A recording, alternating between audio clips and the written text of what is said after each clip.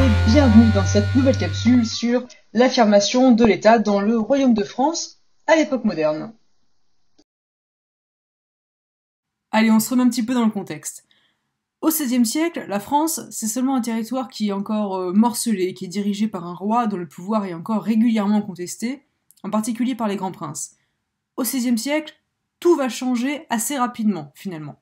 Les moyens dont dispose l'État vont considérablement se renforcer, ce qui permet un agrandissement territorial, mais aussi et surtout une affirmation du pouvoir royal qui va atteindre son apogée sous Louis XIV, avant de décliner lentement jusqu'à la Révolution française. Du coup, la problématique de cette capsule, c'est comment s'est affirmée l'emprise de l'État dans le Royaume de France entre le XVIe et le XVIIIe siècle. Le cours va être divisé en différentes capsules, vous allez voir. Celle-ci s'intéresse à la première partie du cours, donc sur un État qui s'affirme avec des moyens modernes. Finalement, quels sont les moyens que va utiliser l'État pour affirmer son emprise entre le XVIe et le XVIIIe siècle. D'abord, la guerre, c'est le principal moteur de l'expansion territoriale et de l'emprise étatique. Il y a aussi les mariages, il ne faudra pas les oublier, et on va en parler, mais la guerre fait grandement partie, et contribue en tout cas grandement, à ce développement territorial. Sous François Ier, le domaine royal ressemble à ça, c'est la carte qu'on a ici, un royaume mosaïque. Comme vous le voyez, il est mité par des fiefs qui n'appartiennent pas directement au roi de France, mais qui appartiennent à des grands princes, qui font allégeance au roi, mais celui-ci n'en tire pas directement ses revenus. L'agrandissement du royaume de France va considérablement s'accélérer avec les règnes de François Ier et Henri II. Ils poursuivent tous les deux les guerres d'Italie, donc ils rapportent pas spécialement de territoire à la France.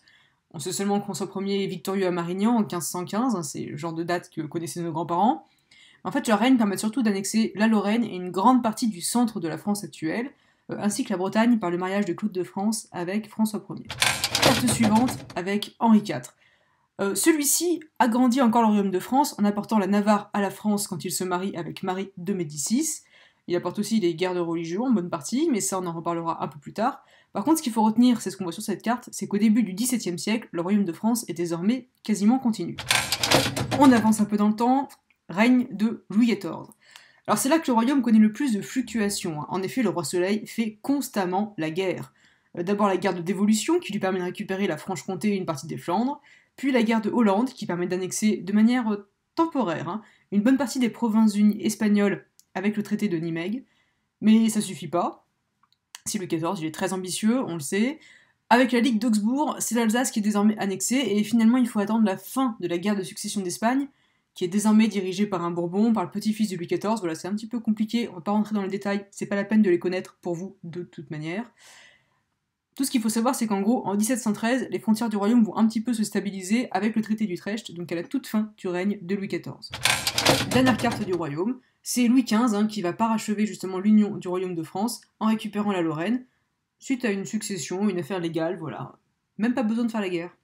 Depuis tout à l'heure, on parle de la métropole du royaume de France, mais on a oublié un petit morceau, voilà, qui est assez important, qui s'appelle l'Amérique du Nord et toutes les possessions coloniales, puisque la France, au XVIIIe, c'est aussi une puissance coloniale, comme l'Angleterre, l'Espagne, le Portugal ou les Pays-Bas.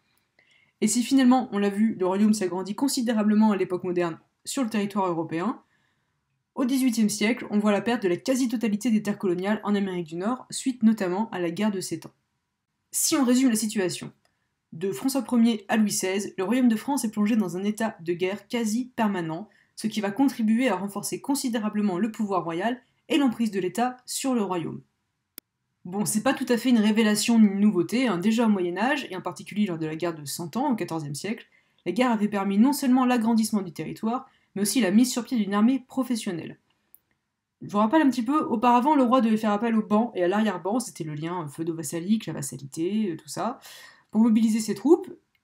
Et donc, depuis Philippe le Bel, au XIVe siècle, on avait une armée professionnelle permanente qui existait, et celle-ci s'est peu à peu rationalisée, organisée.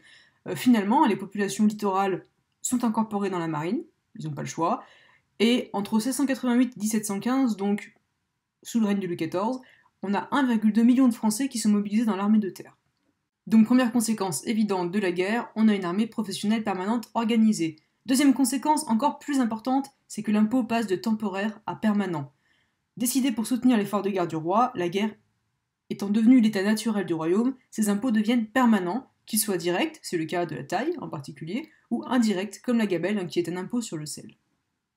L'argent c'est toujours utile, je vous apprends absolument rien en disant ça. Donc ces ressources permettent de financer les troupes, mais aussi et surtout et de plus en plus à financer la magnificence royale. On peut voir ça dans la construction de nombreux châteaux, c'est celui de Chambord qu'on voit ici à gauche sous François Ier, le réaménagement du Louvre sous Henri IV, et puis bien sûr, le château de Versailles sous Louis XIV. Les caisses de l'État sont donc désormais bien remplies, et ces résidences royales servent d'écrin à la monarchie, et mettent en image le pouvoir du roi, ce roi de guerre à la tête de son armée, comme en témoigne la Galerie des Glaces qui célèbre les grandes victoires de Louis XIV.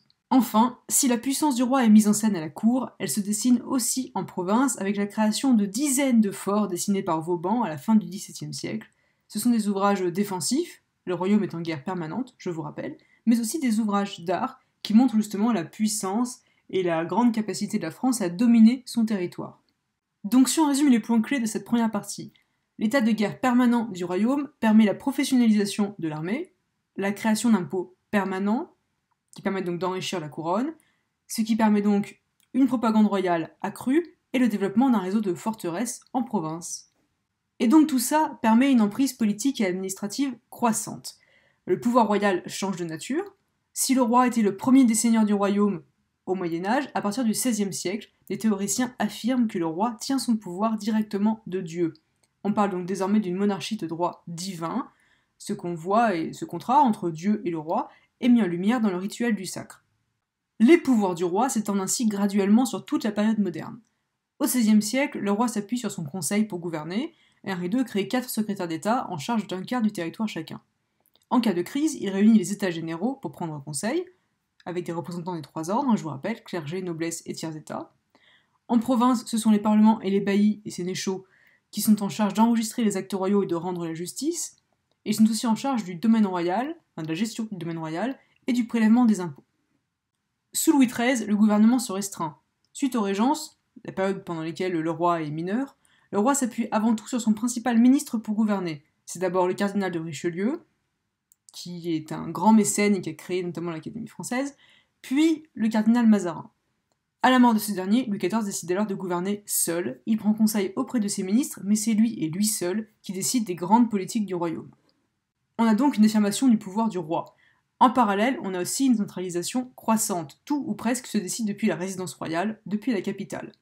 Ainsi, au milieu du XVIIe siècle, le roi et ses conseils décident des lois qui sont enregistrées par les parlements provinciaux, et les intendants sont chargés de veiller à l'application de ces lois dans les provinces. Si le parlement refuse d'enregistrer les lois, le roi peut faire un lit de justice et leur forcer la main. La multiplication du nombre d'intendants et de commissaires, et d'une manière plus générale des officiers, c'est-à-dire ceux qui ont une charge officielle, des espèces de fonctionnaires du roi de l'époque, témoigne justement de l'affirmation du pouvoir royal.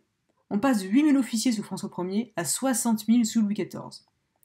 L'office peut se transmettre de génération en génération ou se revendre. Le commerce des offices se développe ainsi de plus en plus et permet au roi de contrôler la noblesse qui lui est désormais redevable. Autre aspect important de cette emprise administrative croissante, c'est l'unification linguistique du royaume. S'il semble évident que tout le monde parle la même langue en France aujourd'hui de Calais à Marseille, quoiqu'encore c'est tout à fait relatif, la France était une véritable mosaïque linguistique au début de l'époque moderne. En 1539, par l'ordonnance de Villers-Cotterêts, François Ier décide d'imposer le français, la langue des Parisiens, dans tous les actes administratifs, et petit à petit cette langue va s'imposer à l'ensemble du royaume. De même, cette ordonnance permet aussi la simplification des procédures judiciaires. Dernier élément qui marque l'affirmation du pouvoir royal, c'est la signature en 1516 du Concordat de Bologne par François Ier avec l'Église catholique.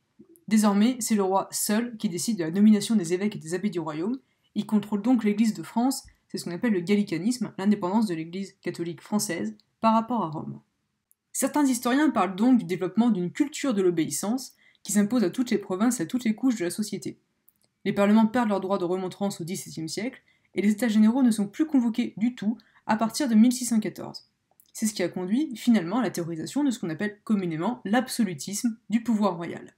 Il nous manque un dernier point ici, c'est la maîtrise du territoire et des ressources avec la question du développement économique de la France. Mais cette partie, chers élèves, on la traitera en classe. Merci d'avoir regardé cette vidéo, pensez bien à faire le questionnaire, et à très bientôt.